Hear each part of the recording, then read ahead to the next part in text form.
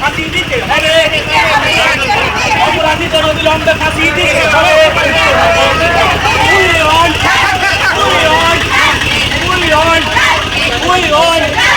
অপরাধীদের অতিরিক্ত শাস্তি দিতে হবে। অপরাধীদের আমরা ফাঁসি চাই, অপরাধীদের আমরা ফাঁসি চাই।